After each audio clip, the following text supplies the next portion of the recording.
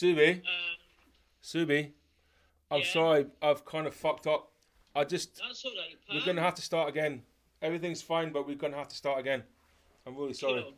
So could we No go bother. back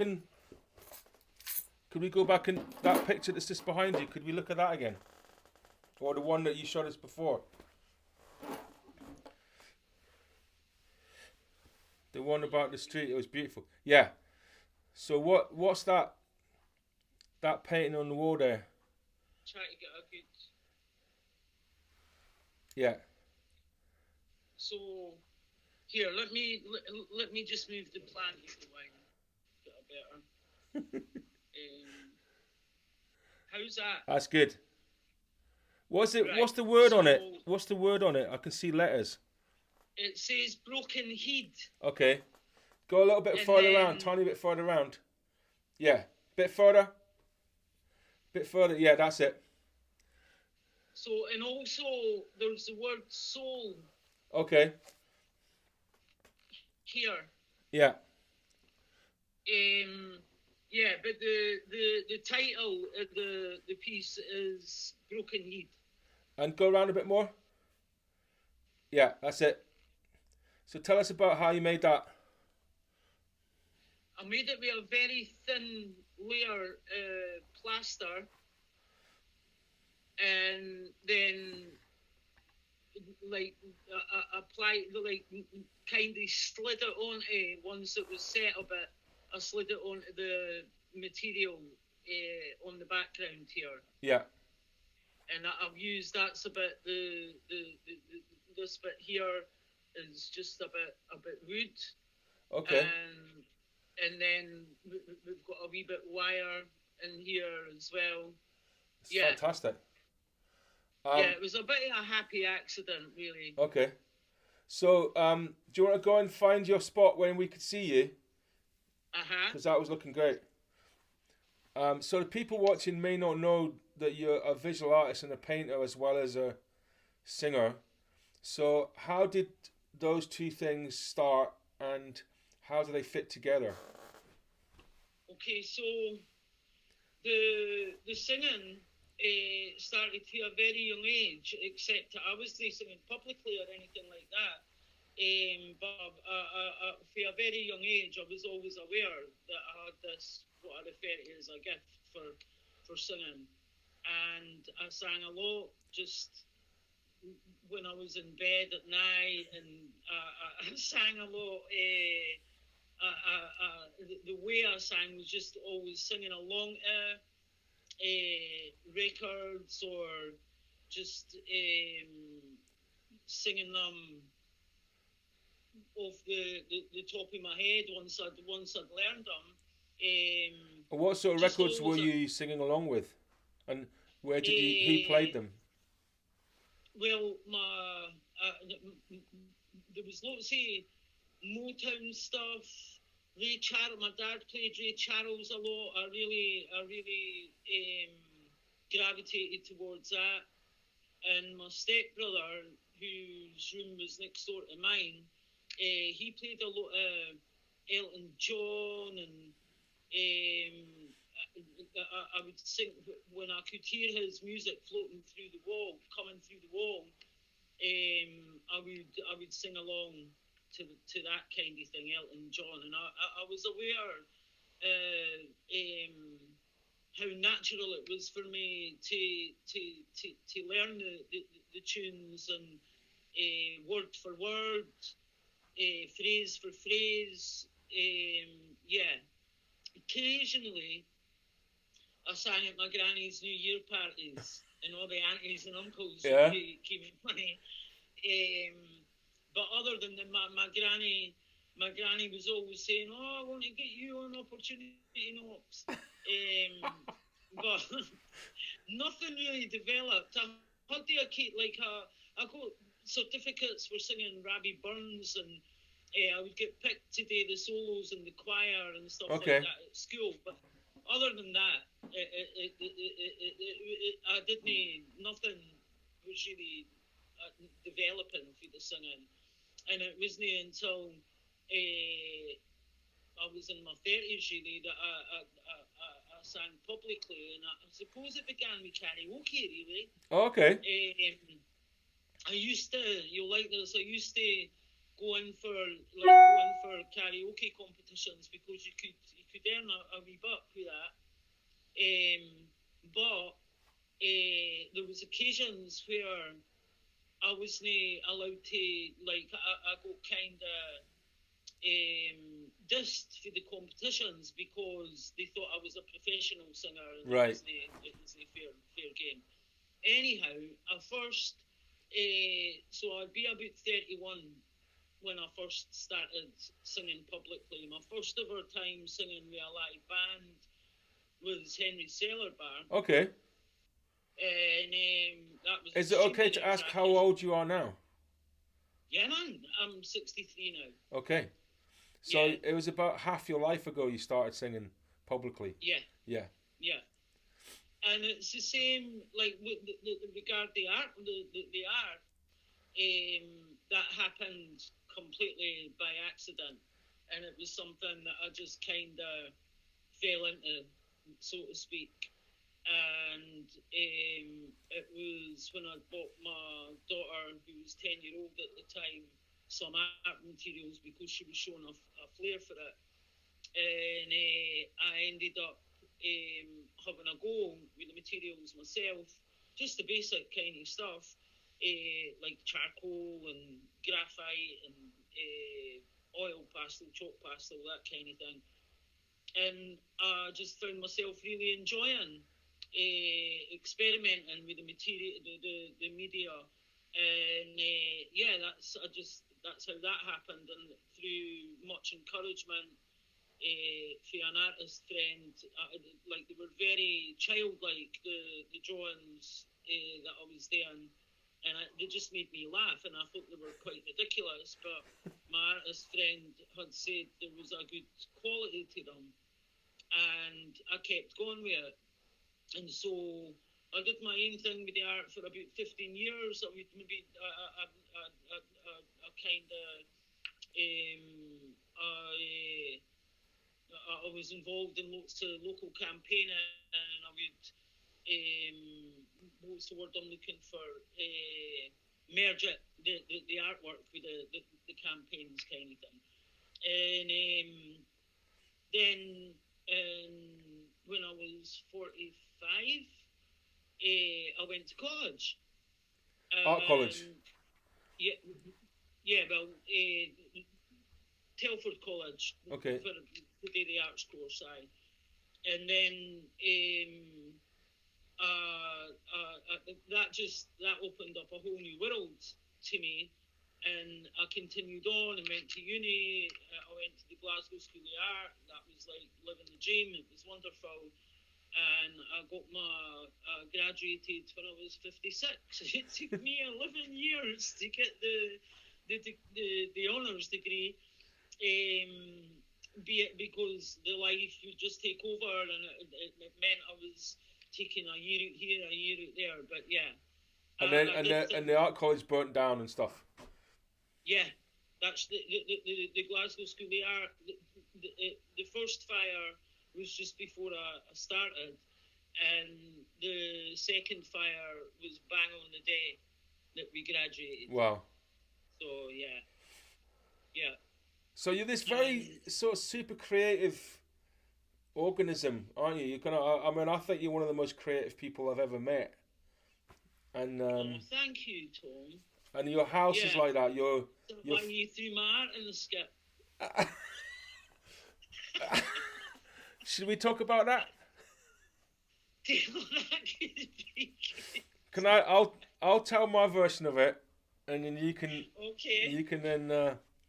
So, I was throwing out a load of plaster from my house, like about 20 bags of plaster that had expired.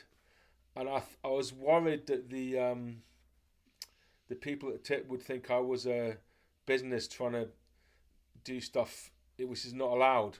So I was kind of stressing about it. And I'd put all the plaster in my car, and I was going to go to Tip in the morning. And unbeknownst to me, my wife, Gina, took my car to pick you up and you put one of your pieces of art in my car. Oh yeah, there was also a whole bunch of stuff from my son's bedroom got put in the car to go to the tip as well. So, unbeknownst to me, my wife put one of your pieces of art in with my son's stuff, and then we kind of hung out, and I got up in the morning, went to the tip, and I was kind of stressing about getting caught with all this plaster, so I just like threw everything in the tip, in the skip, really quickly, trying to get away without getting busted. And when I got back to the house, Gina, my wife, says, yeah, did you take out Subie's painting? And I was like, what? So Subie's painting was in the back of your car, and I was going, oh no, it's now at the bottom of a skip. And the other thing that made it even worse was that that stuff went in first, and then these bags of plaster went on top of it. So even if I'd gone back, there was no way I was going to get it without, it was just impossible. It was gone. And my wife's face was like, she just went white as a sheet when she'd realised what happened. And we had to phone you up and confess. And this was probably around lockdown. Yeah. You've never really forgiven me for it, but I feel like I was a bit of an innocent victim of circumstances. But yeah, absolutely. And I would say it's the same for Gina, because we had spoke. So the piece that we're talking about is it was a photographic image of a ductile, like a drain lid, a beautiful concentric drain lid, and I've taken it for the street in France, and the image had been printed on a backlit paper, and then it was sandwiched in between two quite thick pieces of perspex, and then screwed onto a plastic pallet. And the purpose was for it to become what I refer to as a dance spot, which relates to the Northern Soul scene. Yeah, and you talk about that during the gig, don't you? When you're talking about Terry Callier. Yeah. So, and it was I used it in my degree show as a light sculpture, along with being a spot to dance on. And I did a soul dance as a performance for that as well. So I had to deconstruct it before bringing it back to Glasgow. So what we were left with was just the image sandwiched between the perspex, and that's what went into the skip. Surely having a fat jazz drummer throw it into the skip is part of the artwork itself. That's part of your creative. Absolutely. That's part of your creative genius, was to deliberately put it in the car so that the fat jazz drummer would put it in the skip, and now there's a sense of loss and a space where the painting was that's no longer, and then a kind of sense of, a crime having been committed. We need to bring it back. We need to bring it back for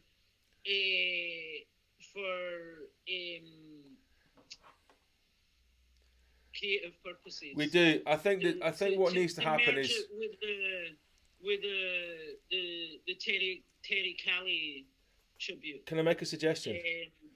Sorry, pal. You just need to get my wife to give you the money for it all, and then she's got money. She's got money.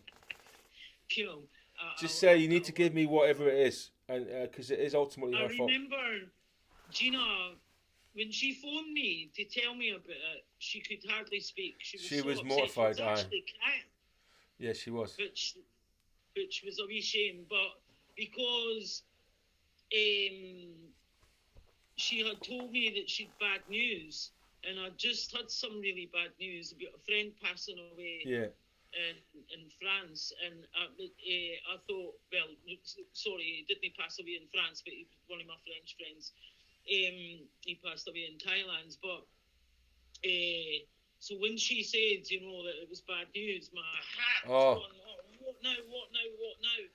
And man, it was such a relief when The she bad told me news what it is was. my husband wasn't able to recognise one of your artworks as being art. See, Which is a great shame I carry. As a shame I carry with me every day. Listen, before we're going to have to move on, but I think you should get Gina to give you the money. Let's But move on. how is this is going to be shown in the interval of the gig? How was the gig for you, Playtime?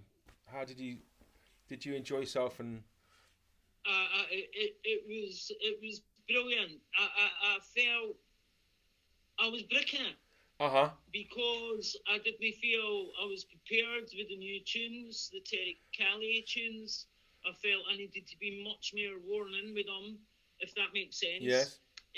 Well, I needed to you know, like, I practice some more with the band, that kind of thing. Although I knew that the musicians, I knew and trusted that they would hold me. But at the same time, I was extremely nervous. Because you come to Playtime quite a lot, don't you? So yeah, and I love it. It's great. But and I've always wanted to do for a long time. I've been wanting to do a Playtime. Have you? You never mentioned it. Sorry, babe. I didn't realise that you never mentioned it. Never mentioned that you wanted to do Playtime. Dad. You bloody weren't listening. I've mentioned it a few times. You did, yeah. But and then you weren't there. You had another gig on. I know. I'm so gutted. I'm so gutted. But you got to play with the wonderful Rowan Anderson. So. Oh, he blew my mind. Yeah. He blew me away. He was absolutely incredible. What a fantastic, talented young player. There's something really heartwarming about musicians like that, so young and so much skill and talent, just brilliant. Yeah, and it was beautiful playing with Mario again, because I hadn't played with him in a lot of years. Yeah. And then I just kind of relaxed me into it. The first set was the Terry Kelly tunes.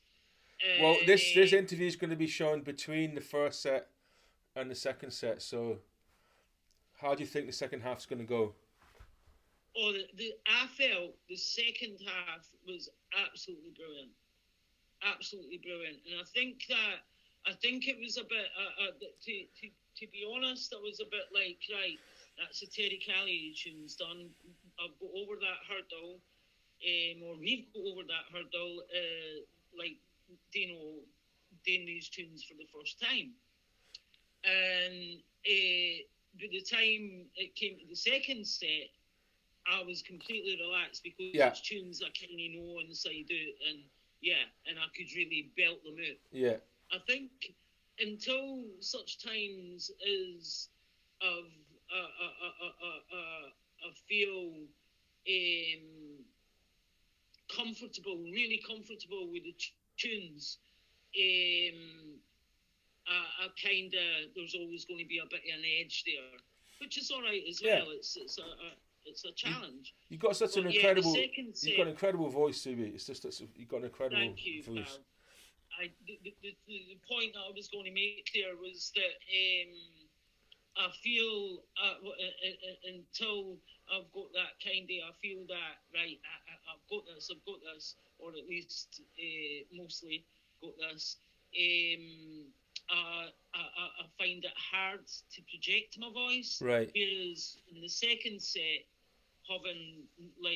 being familiar with the tunes, like, I could just feel free to belt it out, you know, like the confidence kind of thing to belt it out. And I absolutely, thoroughly, I had a ball. Great. Well, it sounds great, and it looks great, and we're going to have to stop there, because that's our time. But thanks a lot for coming on, and sorry for not.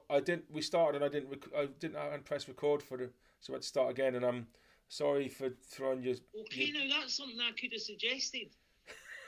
Have you pressed record? Yeah, and I'm sorry for throwing your painting in the skip again. I like to say that again. That's all right. And Hey, it's not a painting. It's sorry, your artwork. A photographic piece. Yeah. Which means that it can be replaced. Yeah. So and I'm also sorry for not being there when you did Playtime, but I think it worked out great.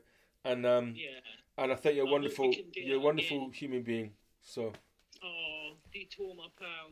So thanks so much. We're gonna have to stop there because the next set has to happen. But okay, pal. Lots of love, Subie, and good luck for the second half of the gig. Thanks a bunch, darling. All right. See you soon. Lots of love.